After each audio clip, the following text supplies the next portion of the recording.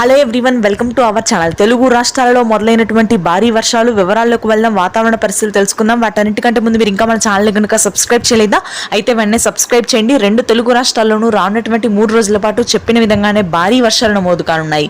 ఇప్పటికే తెలంగాణలోని చాలా ప్రాంతాల్లో మోస్తరు నుంచి భారీ వర్షపాతం నమోదవుతుంది. వికారాబాద్, మెదక్, సంగారెడ్డి, యాదాద్రి, నల్గొండ, రంగారెడ్డి, హైదరాబాద్ పరిసర ప్రాంతాలు, కుకట్పల్లి, మాదాపూర్, మణికొండ, కేపీహెచ్పీ, అదేవిధంగా GHMC, Manikonda, Charminar, old city, Uppal, Nampally, Khairatabad, Ghatkesar, Adibatla ప్రాంతాల్లో ఈ రోజు రాత్రికి భారీ వర్షాలు నమోదు కానున్నాయి.